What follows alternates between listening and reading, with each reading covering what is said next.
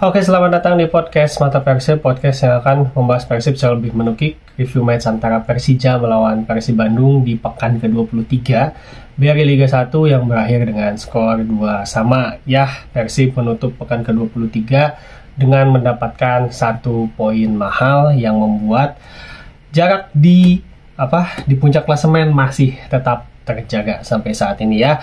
Jadi di lain laga, Persebaya Surabaya di sini berhasil menyalip Dewa United yang kalah melawan Madura dan Persebaya ini menang gitu. Jadinya sekarang poinnya Persib ada di posisi pertama dengan 50 dan Persebaya Surabaya ada di poin kedua dengan 41 laga. Ini adalah kemenangan pertama setelah 5 pertandingan sebelumnya mereka tidak meraih kemenangan. Jadi mulai ada bumbu-bumbu lagi untuk bangkit gitu bagi Persebaya Surabaya. Sementara Dewa United justru malah meraih kekalahan pertamanya setelah 5 kemenangan beruntun yang membuat posisi keduanya disalip sama Persebaya. Sementara untuk Persija Jakarta juga harus puas untuk turun ke posisi 4 dengan poin sama dengan Dewa, yaitu 40 poin. Jadi bisa dibilang untuk title race saat ini di posisi pertama Persib masih cukup nyaman dengan selisih 9 poin, tapi tetap jangan terlalu santai, jangan terlalu terlena, dan semoga tidak ada laga-laga yang memang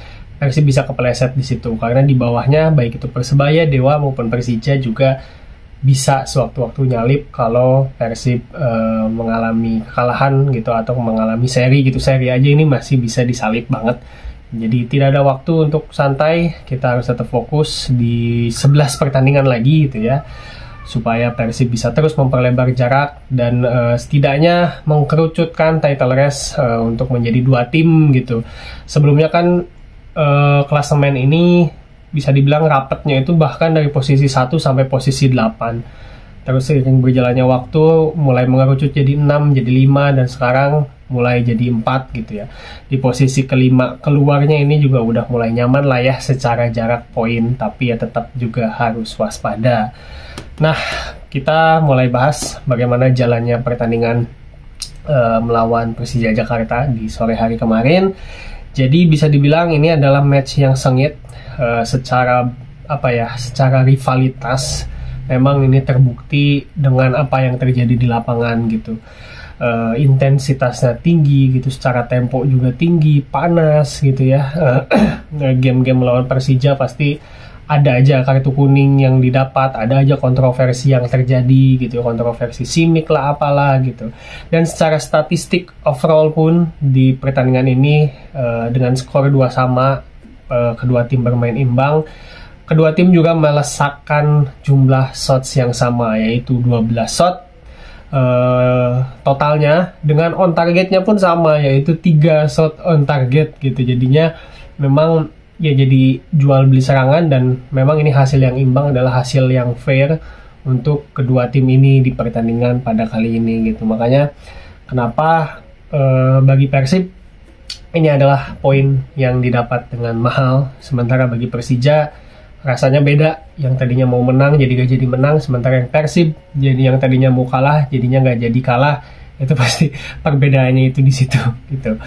Oke, kita bahas lebih lanjut mengenai pertandingan kali ini, tapi sebelum kita bahas lebih lanjut ke line up dan ke pertandingannya, jangan lupa untuk subscribe channel Mata Persib, jangan lupa juga untuk di follow sosial media di @matapersib, dan support kami dengan like, komen, ramein kolom diskusinya di YouTube, juga di media sosial kami di Instagram dan di TikTok.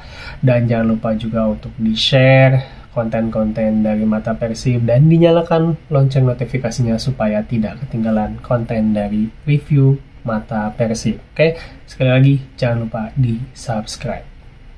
Oke, kita bahas dulu dari line up.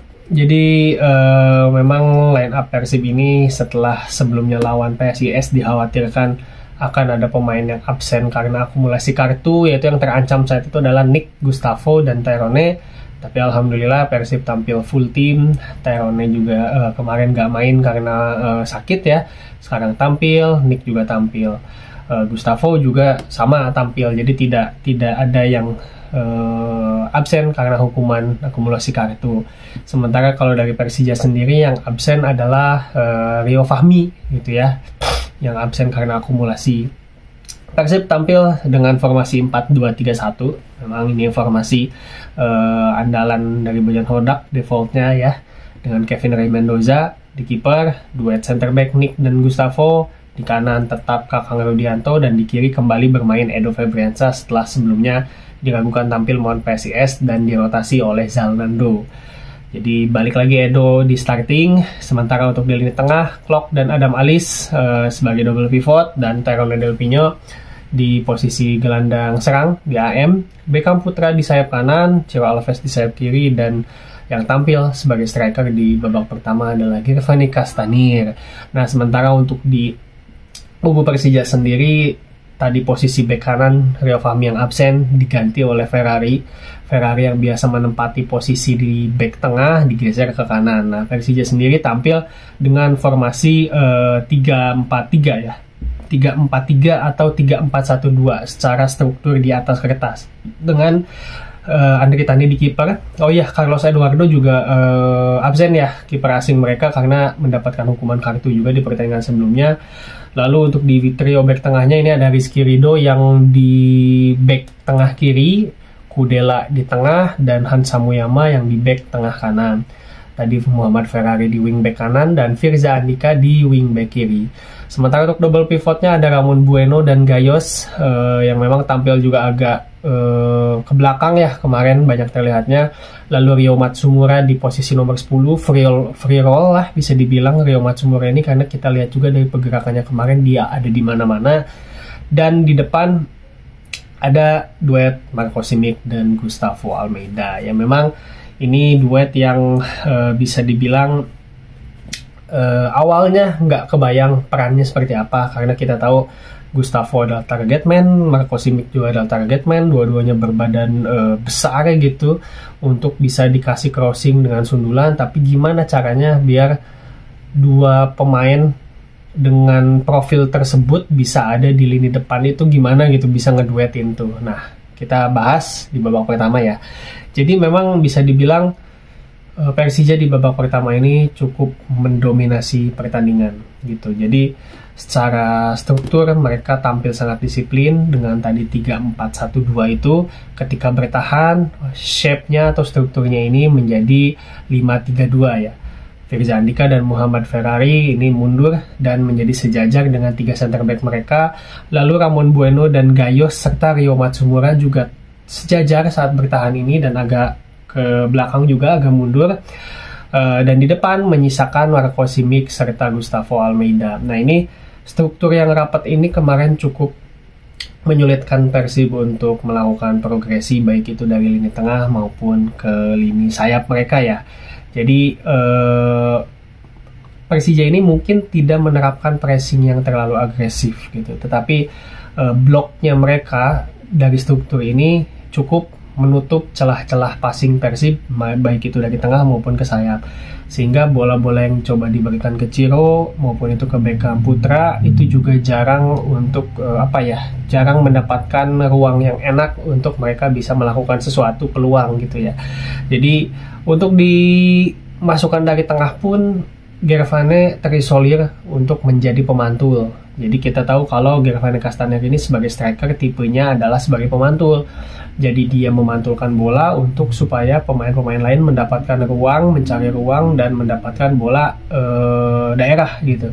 Nah, tetapi kemarin Gervane sebagai pemantul pun tidak berfungsi dengan baik karena dijaga ketat oleh ketiga center back dari Persija Jakarta, dan ruang-ruang pemain lain di belakangnya Gervane, yang mana ini memang biasanya dimanfaatkan oleh Tyrone Del Pino. Tyrone juga di sini memang cukup sulit untuk mendapatkan ruang kosong, untuk mendapatkan blind spot di barisan pertahanan Persija, karena ya kelima pemain bertahan Persija ini kemarin sangat disiplin untuk menjaga struktur mereka supaya tidak renggang gitu. Tetap sejajar 5, rapat dan minim celah gitu. Makanya di babak pertama Persib kesulitan banget untuk mendapatkan peluang yang bagus, kesulitan juga untuk bisa menguasai bola. Sangat kerepotan dengan mid blocknya pemain Persija. Dan menyambung tadi peran Gayos ya di sini, Gayos di sini mungkin diinstruksikan oleh Carlos Peña untuk tidak terlalu advance posisinya. Jadi lebih ke banyak menjaga kedalaman aja sejajar dengan Ramon Bueno. Gayos ini lebih ke ketika mendapatkan bola di lini tengah, dia langsung memberikan umpan direct ke Gustavo Almeida. Nah, kita lanjut juga untuk membahas bagaimana duet Simic dan Gustavo Almeida ini bekerja dengan baik di babak pertama. Jadi ternyata perannya ini berbeda. Gustavo dan Simic memang sama-sama punya postur tinggi, tetapi Gustavo punya kelebihan di kecepatan. Dia bisa membawa bola dengan baik, kemampuan dribblenya baik, punya agility yang bagus, sehingga Carlos Peña menginstruksikan Gustavo ketika sedang tidak on the ball, dia pergerakannya melebar, cenderung melebar ke area sayap kanan. Karena di area sayap kanan ini juga Ferrari stay deep, jadi jarang untuk bantu overlap, untuk lebih banyak menyerang kedalaman struktur di belakang aja. Berbanding terbalik dengan Firza Andika yang ada di area kiri, banyak bantu serangan gitu kan, sampai akhirnya juga dia kan mencetak gol. Nah, kalau Ferrari itu kemarin gak terlalu banyak bantu serangan, jadi lebih ke deep karena dia juga tahu dia head to headnya dengan Ciro Alves.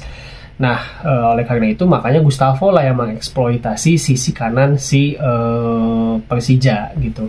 Ditambah dibantu disupport juga oleh Ryo Matsumura yang bergerak ke situ. Nah, jadinya Simic yang dijadikan pemantul. Ketika bola diberikan ke Simic ini nggak terlalu banyak bawa bola, hanya 1-2 sentuhan, 1-2 detik, bola ini langsung dikasih ke Firza Andika misal yang udah coba lari overlap, atau ke Ryo Matsumura juga. Dan pergerakan Simic serta Gustavo ini jatuhnya jadi saling mengelabui ke pertahanan Persib ya. Ketika bola dimantulkan oleh Simic, pemain Persib jajaran belakang Nick maupun Gustavo banyak yang ketarik oleh Simic. Di sisi lain Gustavo yang mencari ruang gitu, dan dia yang bisa berhasil meloloskan diri ketika pertahanan Persib ini terlalu fokus ke Simic sebagai pemantul. Jadinya mereka ini saling melengkapi gitu kemarin di babak pertama, dan taktiknya berjalan dengan baik. Belum lagi ada Ryo Matsumura yang memang selalu bisa mengincar titik-titik buta atau blind spot di barisan pertahanan Persib, dan dia juga siap untuk mencari bola dari second line gitu, atau second ball ya. Makanya kemarin penyerangan Persija di babak pertama bisa dibilang outlet serangannya cukup berbahaya, dan memang Persija juga secara hasil di babak pertama bisa unggul 2-0 gitu. Yang pertama lewat sundulan dari Hansamu ya, kalau nggak salah Hansamu dulu sundulannya, lalu kemudian sundulannya kena tiang gawang, dan di situ ternyata udah ada Gustavo Almeida yang dalam posisi yang tepat untuk tinggal mencocorkan bola ke gawang kosong. Nah, ini juga karena tadi ada peran Simic ini yang bisa dibilang membuat konsentrasi barisan pertahanan Persib terpecah, akhirnya Gustavo tidak terkawal. Lalu di gol kedua pun seperti itu. Jadi setelah gol pertama, Persib bisa dibilang secara mental kita kelihatan banget pemain ini mulai panik, mulai tidak tenang, mulai melakukan kesalahan-kesalahan elementer, yaitu salah-salah passing gitu ya. Passingnya nggak kena, bobot passingnya juga nggak nyampe, dan di gol kedua pun berawal terjadinya awalnya dari umpan-umpan segitiga di barisan pertahanan yang memang Persib niatnya adalah untuk melepaskan diri dari jeratan pressing Persija yang lagi habis nyerang gitu. Dia masih habis nyerang, diblok oleh Persib dapat bola, tapi Persija ini belum sempat transisi bertahan, tapi lebih memutuskan untuk melakukan pressing lagi supaya mendapatkan bola kembali atau counter press gitu. Nah, Persib tadinya niatnya mau ngelepasin diri dari counter pressnya Persija, tapi malah ada salah pengertian antara Kakang juga, sehingga bolanya jadi out, dan berawal dari out itulah gol kedua terjadi. Dan di sini terbukti yang tadi disebutkan bahwa Simic ini efektif sebagai pemantul, dan barisan pertahanan Persib konsentrasinya terpecah untuk memarking Simic. Ya, Simic berhasil menyodorkan bola, memantulkan bola ke Firza Andika, dan secara klinis juga Firza Andika bisa melakukan finishing yang kencang tendangannya ke sudut kiri gawang Kevin Rey Mendoza, sehingga bisa menggandakan keunggulan menjadi 2-0 untuk Persija Jakarta. Nah, ini memang membuktikan kalau skema Persija di babak pertama berhasil dengan menduetkan Simic dan Gustavo. Gustavo yang sudah bikin gol gitu, karena pemain Persib konsentrasinya ke Simic gitu, Gustavo bisa mendapatkan ruang yang sangat bebas, dan di gol kedua pun sama, Firza Andika bisa bebas mendapatkan ruang tembak karena ya ada bola hasil kontribusi pemantulan dari Marco Simic gitu. Ya, cuman memang yang bikin kesal di luar skema ini adalah Simic sempat melakukan sikutan kepada Beckham dan hanya berbuah kartu kuning. Ini pun memang kontroversial. Kenapa kontroversial? Dikarenakan masih hangat terjadi kasus lain, yaitu kasus di Ricky Kambuaya yang mendapatkan kartu merah, dan juga kasusnya Ramiro Vergonzi yang mendapatkan kartu merah juga dengan pelanggaran serupa. Keduanya dicek VAR dan mendapatkan hukuman kartu merah. Apalagi Ramiro Vergonzi bisa dibilang pertandingan belum berjalan 1 menit dan wasit tetap tegas tanpa ampun, tanpa kompromi, tanpa ada nego-nego kalau ya ini hanya pertandingan baru mulai, tapi tetap emang law of the game-nya seperti itu, sehingga Ramiro Vergonzi mendapatkan kartu merah. Nah, tetapi kemarin perlakuan yang sama tidak diberikan kepada Marco Simic atas pelanggaran yang terjadi dan hanya memberikan kartu kuning. Ya, ini memang kontroversi dan kita serahkan aja lah ke teman-teman semua untuk bisa menilai. Law of the game-nya udah ada, kejadiannya juga jelas terlihat, ya, tetapi ya kalau bicara soal wasit, ya Bojan Hodak pun di press conference mengeluhkan juga soal keputusan-keputusan wasit di pertandingan kali ini. Tapi di antara semua keputusan di pertandingan ini, memang keputusan inilah yang sangat kontroversial. Sisanya debatable dan ya udahlah gitu. Oke, jadi seperti itu ya untuk babak pertama. Persija secara struktur sangat disiplin, solid, dan nyaris tidak ada ruang yang bisa dieksploitasi oleh pemain Persib, sehingga Bojan Hodak perlu mencari solusi yang kita bahas di story Instagram ya saat preview halftime. Persib harus punya cara, punya solusi untuk bisa memecah barisan pertahanan Persija yang sangat rapat dan solid, bisa dibuat renggang supaya ada celah untuk passing, supaya ada celah untuk pemain-pemain mencari ruang. Itu ternyata Bojan Hodak benar-benar langsung melakukannya di babak kedua. Ketika 45 menit babak pertama selesai, Bojan langsung memasukkan David da Silva di situ. Nah, kita tahu kalau David da Silva ini tipenya berbeda seperti Castanir. David da Silva lebih aktif bergerak, lebih bisa melebar, lebih mobile gitu, dan David melakukan hal yang tadi kita sebutkan, yaitu mencoba membuat barisan pertahanan Persija ini merenggang. Karena pergerakan David tidak stay seperti Gervane Castanir di babak pertama yang memang menunggu bola untuk dimantulkan. David bergerak ke sana kemari, ke kanan, ke kiri, bahkan dia juga menjemput bola sampai ke areanya lini tengah, ke areanya Klok dan Adam Alis. Itu yang membuat pertahanan Persija juga jadi kebingungan. Itu tujuannya adalah untuk mencoba stretch, merenggangkan tadi struktur Persija yang sangat disiplin ketika bertahan menjadi 5 back dan semuanya itu sejajar. Nah, dengan Davidnya yang kesana kemari, ini ada aja 1-2 yang memang sedikitnya terpancing untuk bergerak mengikuti David akan kemana gitu. Ditambah ketika David mencoba bergerak melebar kesana kemari ini, ya ada Terone Del Pino juga yang secara off the ball sangat mengganggu mereka.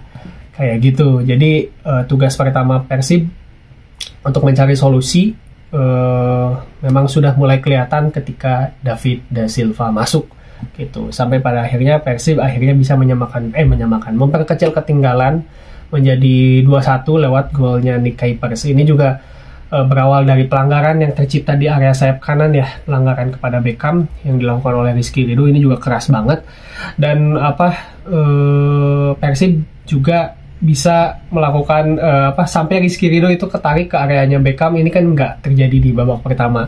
Jadi memang ini terbukti kalau taktiknya Bojan Hodak di awal babak kedua membuat barisan pertahanan mereka, struktur Persija ini mulai merenggang. Ini terbukti dari pelanggaran ini gitu. Terlihat Rizky Ridho bisa sampai ke areanya Beckham karena ya dia juga tahu di areanya Beckham ini Firzanya lagi ke depan gitu, lagi nggak bisa untuk turun, telat untuk turun, makanya sampai Rizky Ridho di situ meninggalkan posnya di center back.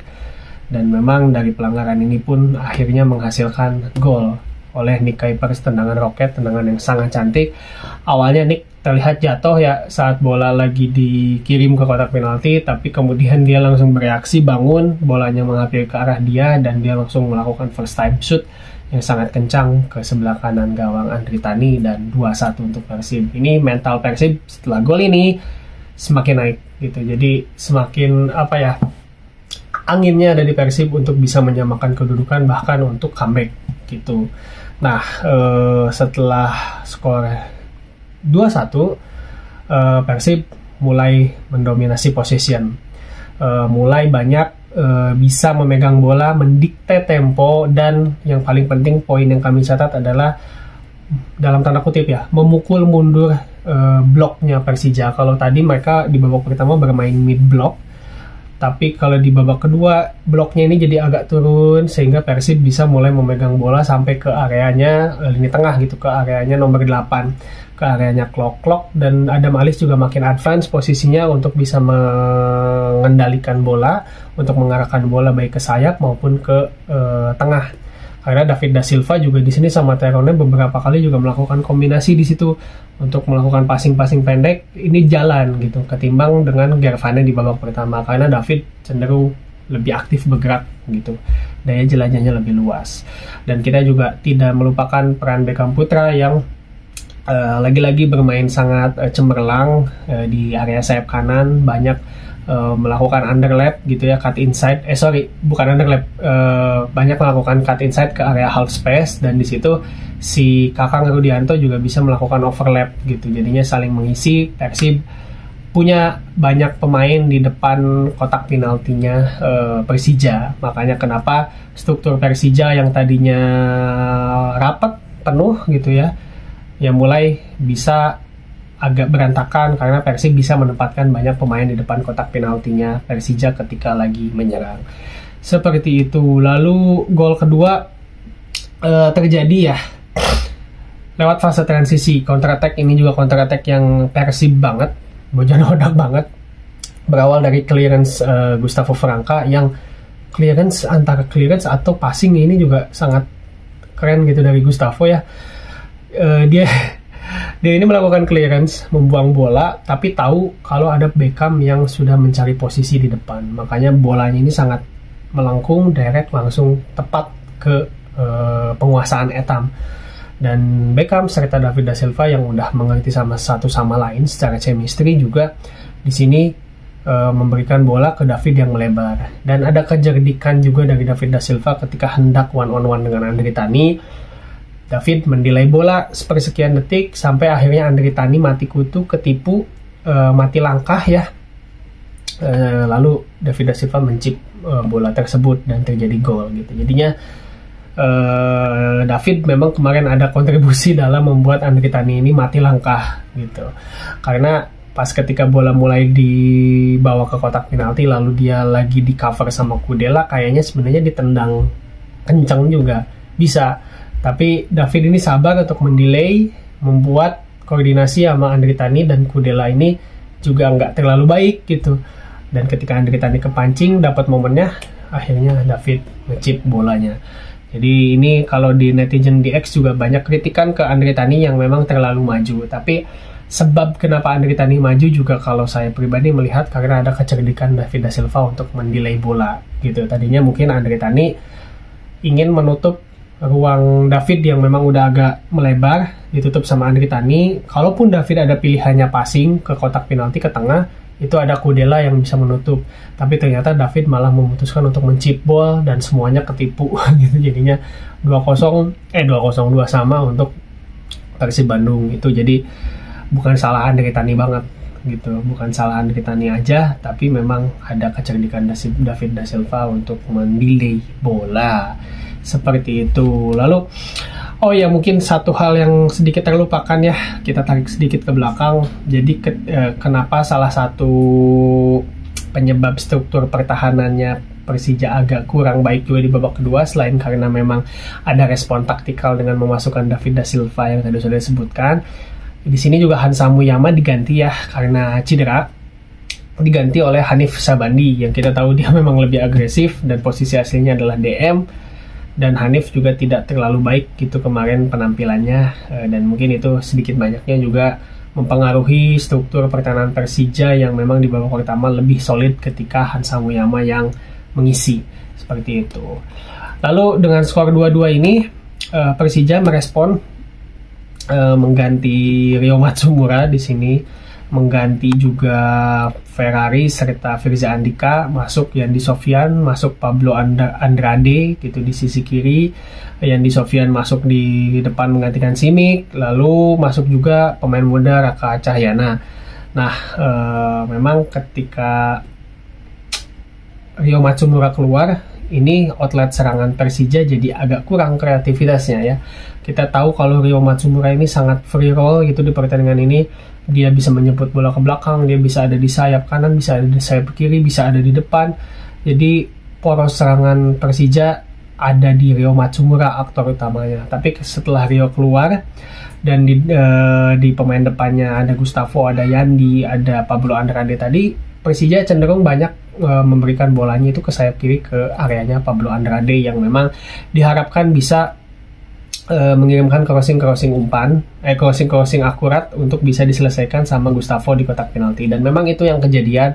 Pablo banyak mendapatkan bola dari sisi kiri dan mengirimkan crossing ke kotak penalti yang siap dicari sama Gustavo, tapi umpannya belum ada yang oke, dan posisi Gustavo juga belum ada yang oke untuk menyambut umpan si Pablo Andrade.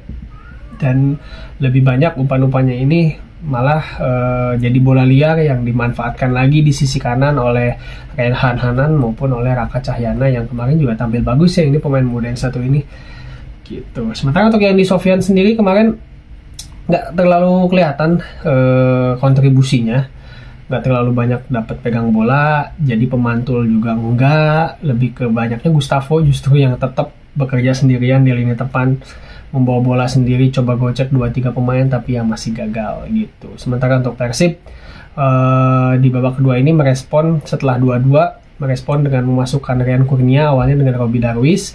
Robby Darwish juga di sini dimasukkan menggantikan Terona Del Pino. Kita melihat mungkin Bojan ini ada inisiatif untuk memperkuat lini tengah dan memperkuat pertahanan, dan mungkin memang sudah mengincar hasil seri ketika memasukkan Robby Darwish supaya lini tengah tidak tertembus gitu ya, supaya tetap bisa dipegang secara tempo, secara intensitinya juga tetap bisa dipegang, dan secara possession juga tentu Persib masih memegang di babak kedua ini dengan masuknya Robby Darwish. Lalu penggantian refresh lainnya adalah Rian Kurnia dan Zalando di sayap kiri dan Rian Kurnia di sayap kanan. Peluang terjadi terakhir yaitu di menit akhir ya, di menit 94 plus ketika Persib berhasil menghalau serangan Persija dan terjadilah fase transisi, bola diberikan kepada bola didapatkan oleh Hen Herdiana di situ, hasil ngeblok pemain Persija juga, dan Hen sempat soloran sendiri sampai akhirnya secara transisi kesusul sama 2-3 pemain Persija dan Hen mendelay bola, membawa bolanya kembali ke belakang. Ya, mungkin banyak yang kecewa karena seharusnya Persib bisa comeback dengan peluang emas terakhir ini. Cuman ya sebenarnya kalau saya pribadi dengan masuknya Robby Darwish di pertengahan babak kedua tadi aja sudah menganggap kalau Bojan memang mengincar hasil seri. Mungkin ya ini hanya asumsi aja. Karena Persib mengurangi satu pemain pemain bertipe menyerang di diri Terano Del Pino dan menggantinya dengan pemain yang tipe bertahan oleh Robby Darwish gitu untuk lebih menjaga kedalaman di lini tengah. Jadi dari awal pun ya sepertinya Bojan sudah mengamankan posisi 2-2 ini, dan kalau memang ada peluang untuk bisa comeback ya comeback. Tapi ya kemarin pun dengan peluang emas yang terjadi sama Hen ya kita juga nggak ekspektasi banyak untuk Hen bisa melakukan sesuatu dalam fase penyerangan, entah itu crossing yang akurat atau mungkin bahkan finishing bawa bola sendiri sampai ke depan gawang, juga kita nggak bisa ekspektasi itu ke Hen. Tapi secara kontribusi Hen ini kemarin tetap baik dalam pertahanan gitu. Persib jadinya ketika bertahan menjadi 5 back dan Kakang Rudianto merapat ke area back tengah kanan. Jadinya Persib pun penuh di situ karena Persijanya juga memang udah cuma tinggal melakukan crossing umpan derek supaya di kotak penalti ini terjadi chaos, dan Persib sudah mengantisipasinya dengan menumpuk banyak pemain di situ.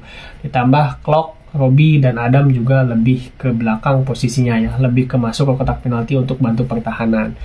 Jadi bisa dibilang Persib udah mulai parkir bis lah gitu di menjelang babak 2 akhir itu, seperti itu. Jadi skor 2-2 ini juga not bad untuk bisa diraih sama Persib melewat perjuangan yang memang ya intens lah pertandingan ini. Kita tahu atmosfer stadion juga begitu panas. Kartu kuning juga, kalau Persib sendiri yang mendapatkan kartu kuning adalah Klok, lalu Kevin Mendoza karena dianggap mendelay waktu, dan terakhir Gustavo Franca yang membuat dia akumulasi dan akan absen melawan Madura United nanti. Oke, gitu mungkin untuk review pertandingan pada pertandingan melawan Persija ini ya, pertandingan derby rival yang sangat panas, dan memang ini juga pertandingan penting juga untuk Persija bisa memperkecil jarak di klasemen, tetapi ternyata masih cukup sulit untuk Persija bisa menempel Persib gitu ya. Mohon maaf, biasakan nonton Persib sampai akhir, jangan dulu selebrasi di halftime. Tetapi seperti biasa, semenarik-menariknya pertandingan melawan Persija, sepuas-puasnya kita menang melawan Persija, entah kenapa rasanya ketika pasca pertandingan itu selalu jadi anti klimaks, karena ada aja kejadian-kejadian di luar lapangan yang tidak diharapkan terjadi gitu.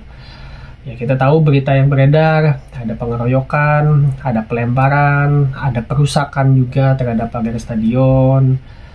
Ya memang suka atau tidak suka, saat ini larangan away, saya pribadi pun bukan orang yang setuju dengan larangan away, karena semua berhak menikmati sepak bola, semua berhak menonton ke stadion. Alih-alih untuk membuat sistem pengamanan yang bagus, untuk mengevaluasi crowd management yang bagus, federasi lebih memilih cara instan dengan melakukan larangan away gitu. Tapi ya suka atau tidak suka, memang itulah aturan yang saat ini harus dipatuhi. Sehingga dari pihak klub, dari pihak komunitas, dari pihak kedua supporter, semuanya juga sepakat melarang untuk ada yang away, baik di putaran pertama maupun di putaran kedua. Di putaran pertama alhamdulillah kondusif, tidak ada hal-hal yang mencolok gitu ya terjadi. Tetapi ya di putaran kedua ini kemarin sangat disayangkan, ada terjadi yang teman-teman juga bisa cari sendirilah gitu di berita. Dan ya pada akhirnya quotes soal stop kekerasan, tidak ada nyawa sebandingan sepak bola dan lain-lain itu jadi kayak omong kosong belaka kalau memang terus terjadi. Di luar pertandingan Persija Jakarta dan Persib pun kita lihat di Liga 2, di Liga 3 kerusuhan itu kayaknya tiap minggu ada di Liga Indonesia gitu. Makanya ini udah konteksnya udah bukan soal Persija Jakarta dan Persib Bandung, tapi yang lebih luas lagi memang soal sepak bola Indonesia yang tidak pernah berbenah dari top down gitu ya. Top down itu mulai dari atas sampai ke level individu di bawah masih ada aja yang bandel untuk melanggar aturan. Tapi ya gimana, apa mau dikata, semua udah terjadi. Ya mudah-mudahan Komdis dan pihak-pihak terkait juga bisa bertindak tegas dan bisa memberikan efek jerah untuk semuanya, dijadikan ini pelajaran. Kayaknya kalau soal pelajaran kita semua juga udah kenyang ya makan pelajaran ya, makan pelajaran berharga, dan Kanjuruhan itu juga udah pelajaran yang paling ultimate-nya pelajaran berharga di sepak bola Indonesia juga, tapi ternyata dari atas sampai bawah masih belum menganggap itu pelajaran yang cukup untuk berbenah dan berubah gitu. Jadi ya kalau bicara soal begini hopeless sebenarnya, cuman kita pada akhirnya tetap mencintai sepak bola Indonesia, mencintai klub kebanggaan masing-masing, dan mudah-mudahan tetap berharap semuanya bisa berubah menjadi lebih baik. Ya gitu aja ya kalau dari mata Persib, mengambil POV yang bijaknya, karena kalau POV yang negatif-negatifnya ya itu juga kita nggak mau nambah-nambahin keruh lah gitu ya. Harus ada yang bisa mengimbangi dan memberikan hal-hal positif juga gitu.